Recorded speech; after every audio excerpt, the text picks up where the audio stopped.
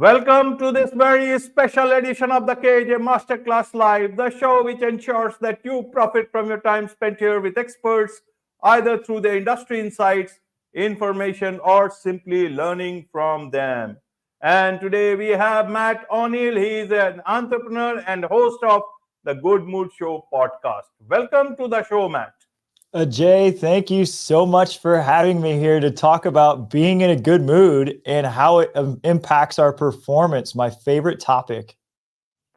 Absolutely. Absolutely. You are welcome to the show, Matt. You are welcome to India in this online form. And as you said, we'll be talking about the secrets to a good mood. So I'm sure a lot of people, not just in India, but across the globe, will benefit from this particular thing, secrets to a good mood. So first, to understand from you, Matt, what is good mood all about?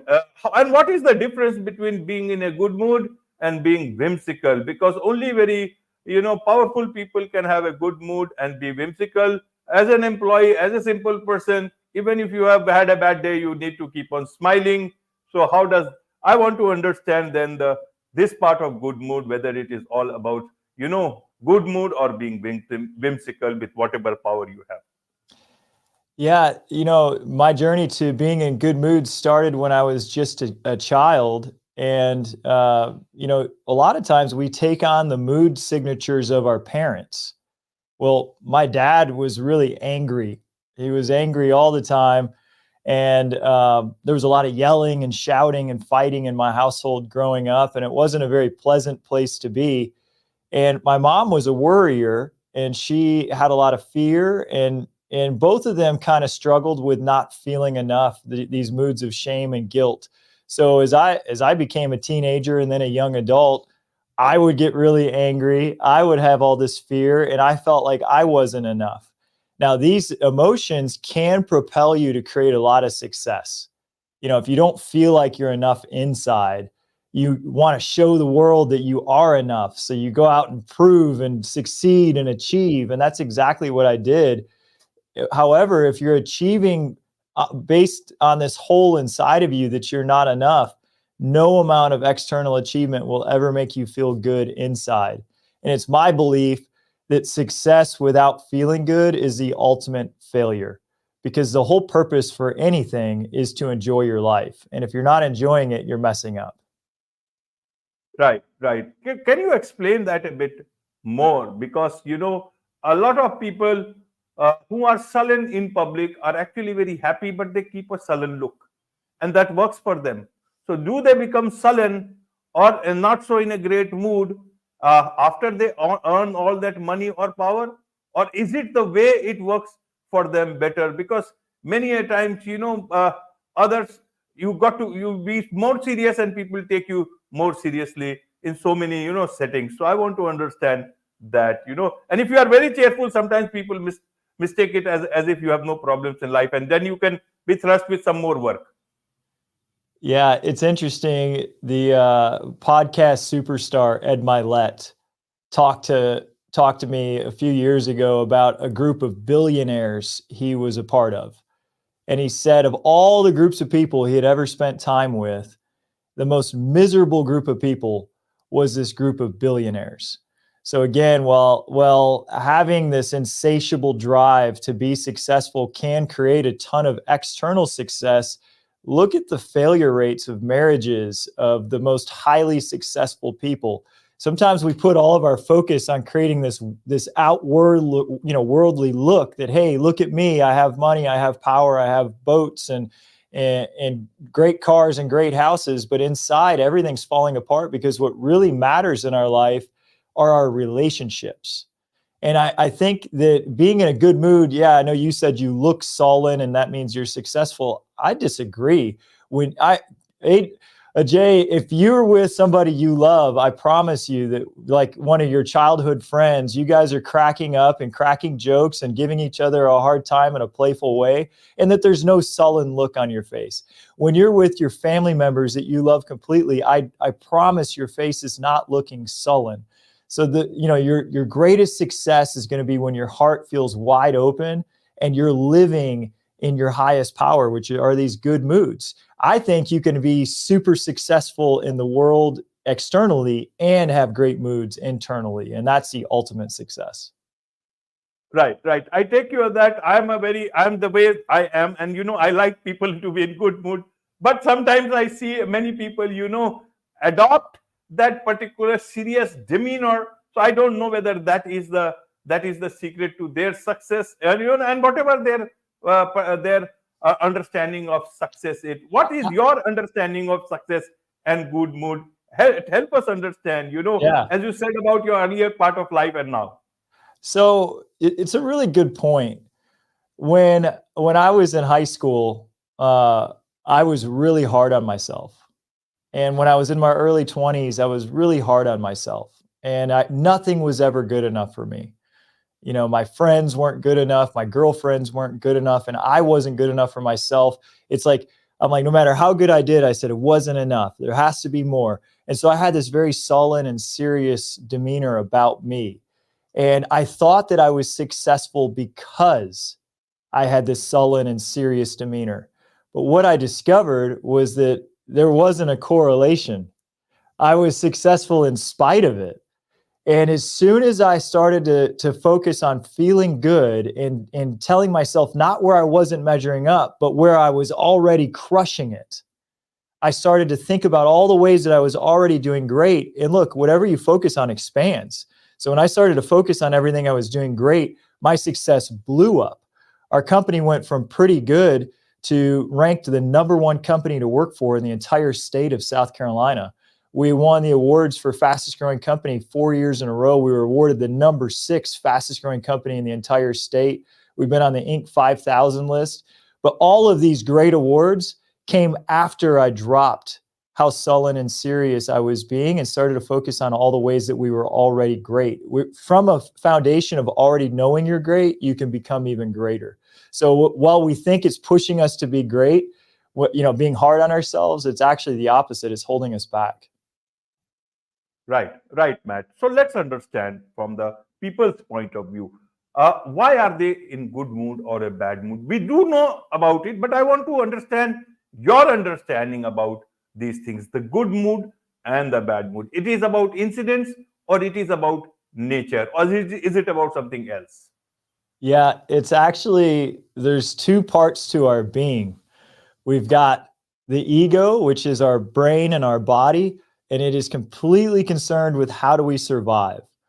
And so the ego is constantly trying to give us things that thinks are going to improve our survival chances. A good instance of this is the emotion of fear.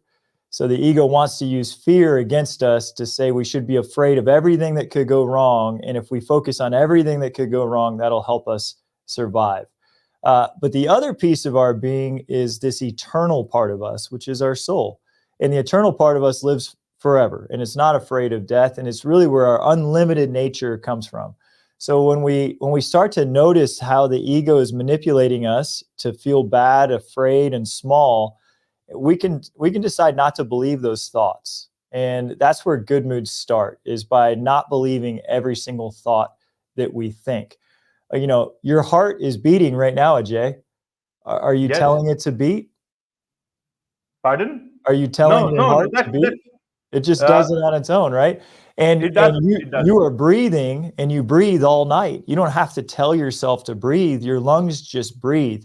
Well, very similar, our brain thinks. We don't have to tell it to think. It just provides us thoughts. But most of these thoughts are survival in nature. And there are thoughts from the ego that are telling us what could go wrong, where we're not doing enough, where we could do more, because the brain is just trying to focus on things that it thinks is going to help us survive. But a lot of those things are negative.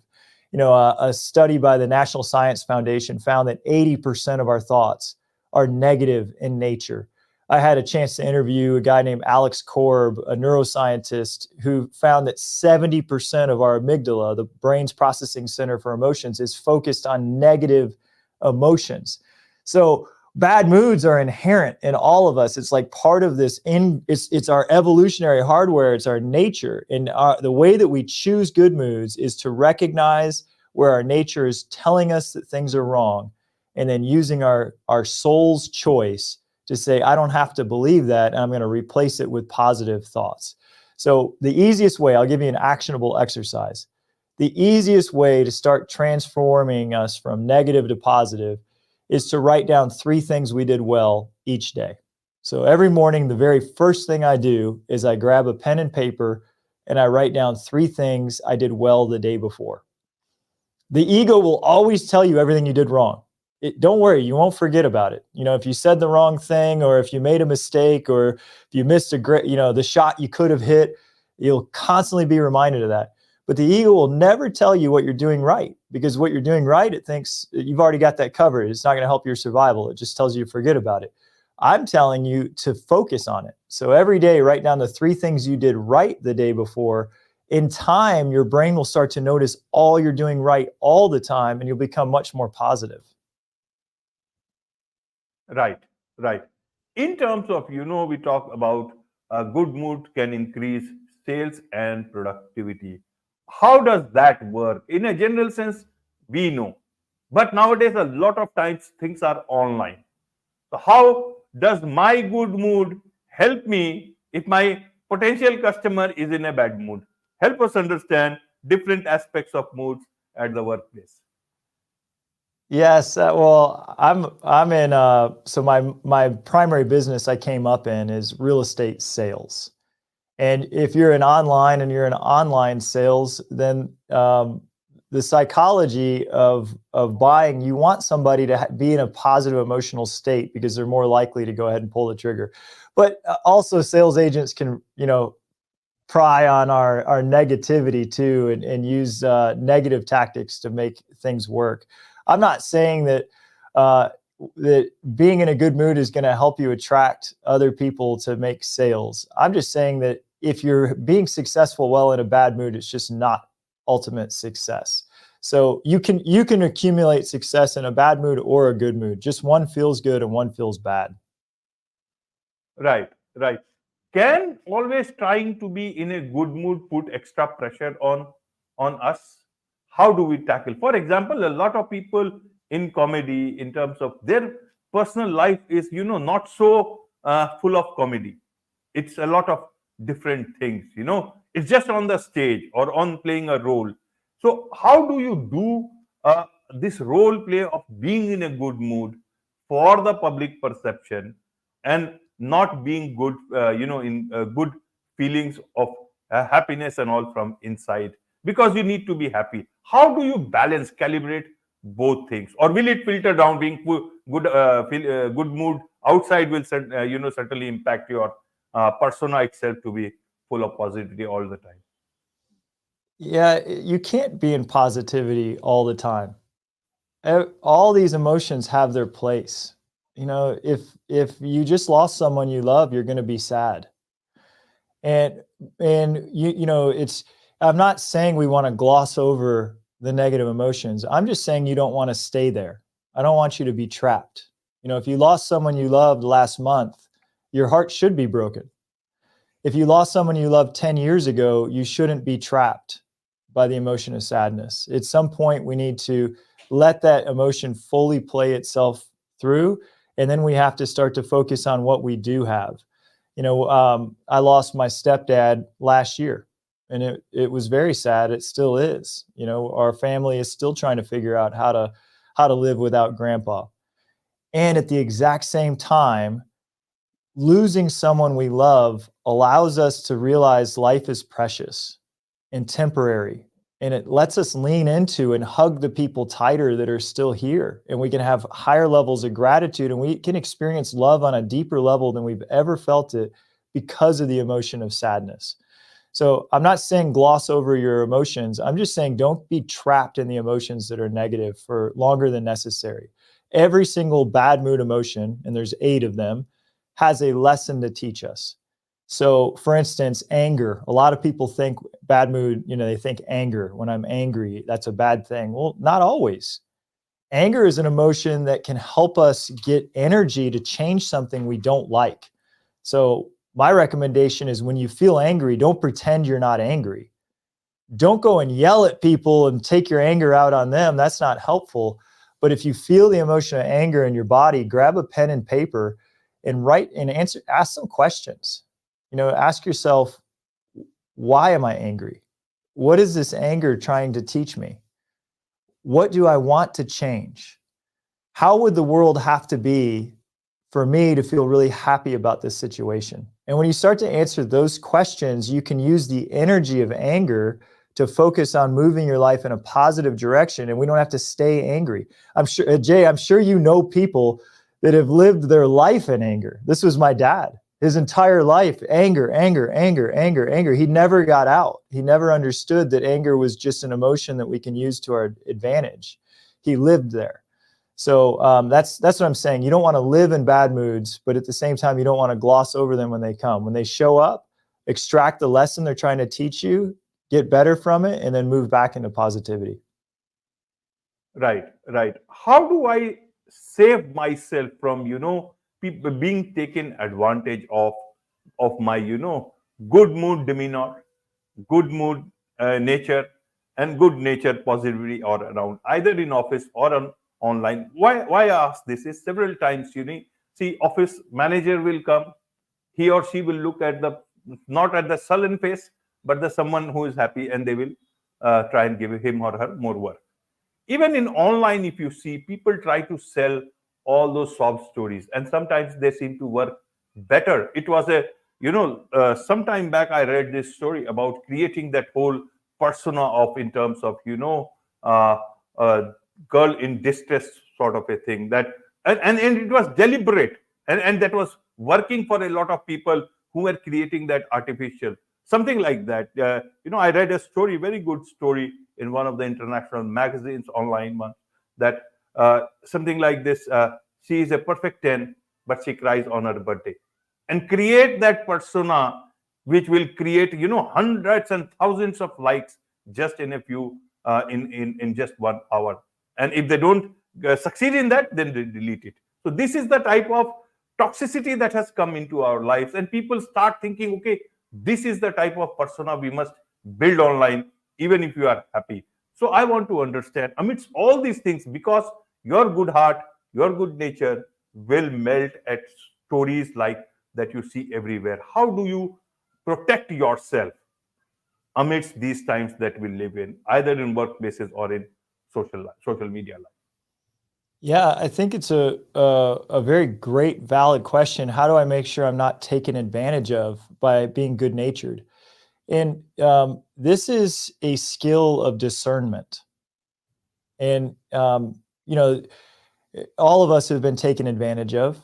I've been taken advantage of. Ajay, I know you've been taken advantage of, because we're alive, and people take advantage of us. As we grow older, we become wiser. Just because you're in a good mood doesn't mean you're an idiot. You don't forget But all of the wisdom. others don't know about it, Matt. They certainly think you are an idiot.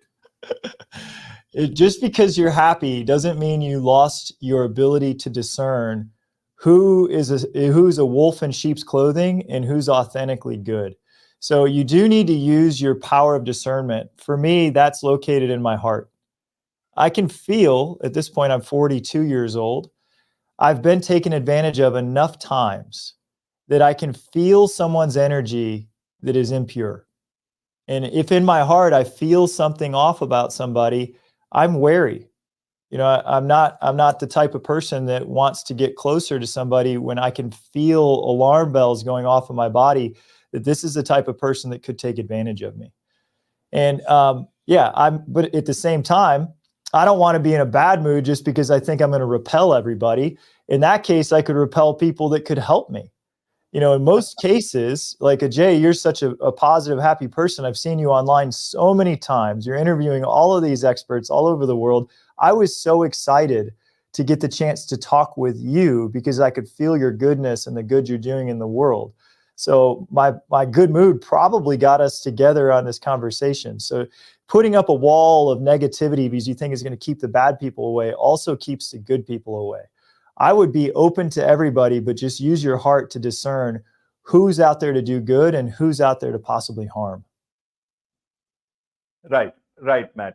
Great way to look at it. Great way you explained it. I'm sure a lot of people will benefit to differentiate between, being nice and being taken advantage of. Be that as it may, there is much to learn from you. So you have a great show, the Good Mood Show podcast. So tell us about that. What can people learn from? And then you have also a book coming up, Choosing Good Mood. So tell us a bit about that. When is it coming up? People, what is it in that book that you have talked about? Yeah, the podcast is the Good Mood Show. And twice a week, I interview top experts like you about what tips and strategies they have to feel their best and to be successful while feeling their best.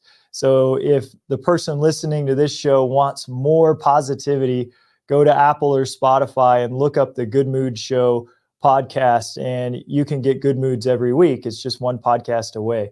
The book I've written will be coming out later this year in 2024, and it is about the 8 bad moods of the ego and the lies the ego uses to get us to think we need to believe these bad moods to be successful. And then also the 8 good moods of the soul and actionable steps that we can take to stay feeling good more often. And as I said, just because you feel good doesn't mean your success has to suffer. But if you feel bad while creating success, I think it's the ultimate failure anyway. Well said. Great words of wisdom. So all those people who want to learn more about things like this, more from you, more about, to deal with you professionally, what is the best way for them to connect with you, Matt? Yeah, it'd be at thegoodmoodshow.com. Or just go, the best place to check us out is the podcast. Going to your favorite podcast player and looking for the Good Mood Show with Matt Oneill. And that's where you're going to find the most information and learn how to get connected. Wonderful. With this, it's a wrap on this very special edition of the KAJ Masterclass Live. Thank you so much indeed for joining us. Oh, thanks for having me. It's awesome.